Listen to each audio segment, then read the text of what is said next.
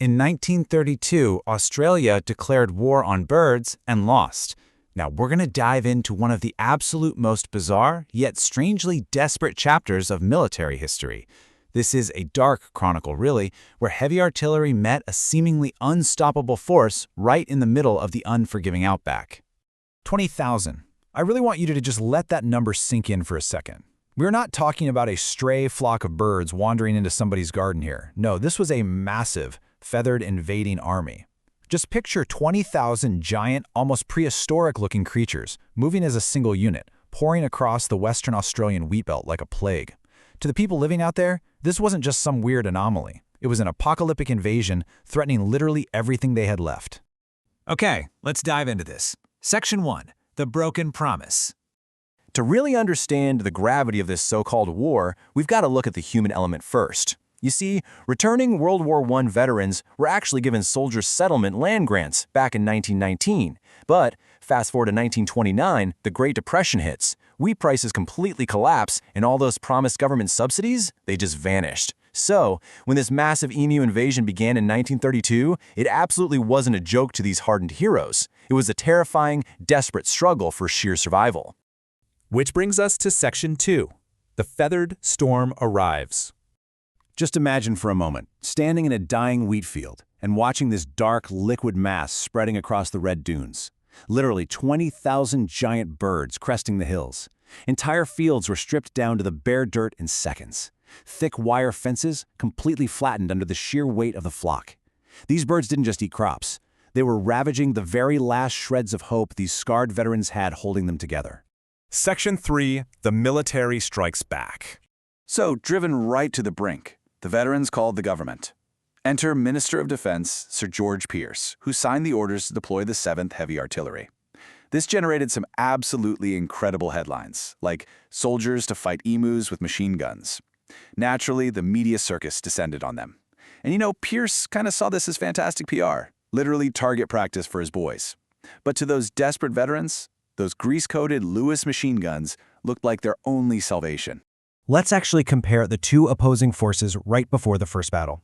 On one side, you have the Australian military under Major Meredith, armed with clinical precision, Lewis machine guns, 10,000 rounds of shimmering .303 ammunition, heavy military trucks bouncing over the red dunes. And on the other side, what would soon become known as the Emu Command. Their weapons were a sprinting speed of 45 miles per hour, absolute chaotic symmetry, and this uncanny, almost tactical ability to split their massive flocks perfectly the second they took fire. All right, Section 4. Ambush and humiliating defeat. So the first contact happens. About 50 emus are spotted at a dam. The deafening roar of the Lewis gun absolutely shatters the outback silence, but the result? Total shock. The emus scattered instantly. As ornithologist Dominic Cervanti later observed, the Emu Command had ordered guerrilla tactics. Basically, these tall, black-plumed sentinels signaled the flock, and the birds immediately split into small tactical units, completely outmaneuvering the trained soldiers before they could even get a second burst off. Now, what's really interesting about this slide is the sheer disbelief of the military commander. Major Meredith actually tried to mount a machine gun to the back of a speeding truck, but the emus just effortlessly outran it over the rocky terrain. Covered in dust and total defeat, Meredith famously stated, "If we had a military division with the bullet-carrying capacity of these birds, they can face machine guns with the invulnerability of tanks." Moving right along to Section 5, Global Scorn and the Media Circus.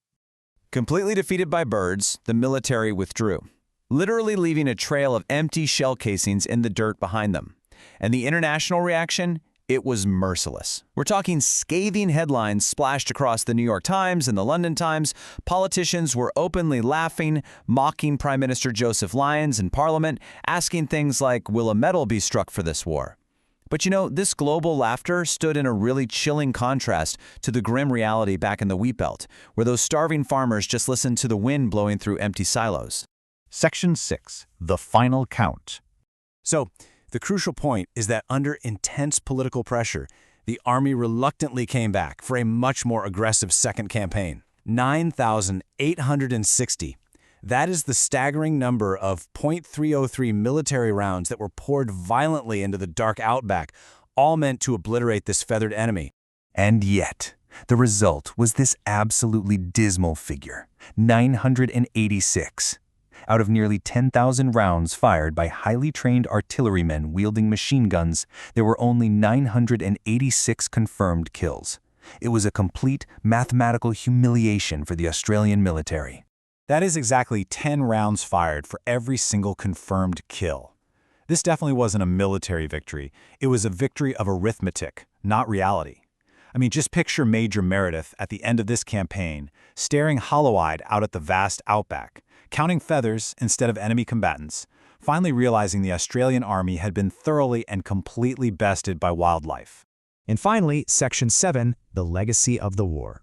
Eventually, the military packed up their guns and left for good. Ultimately, what saved the wheat belt wasn't heavy artillery at all, it was infrastructure.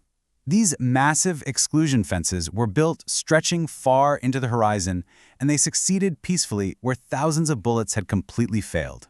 As we look at those endless fences today, we're left with a pretty humbling realization. Nature always finds a way. From desperate veterans and dramatic ambushes to literally tank-like birds outsmarting heavy artillery, the whole story is just as tragic as it is completely absurd. It really begs a chilling question. If the full might of a modern military cannot stop a flock of birds, how much control over the natural world do we truly possess? The Great Emu War remains one of the strangest events in history.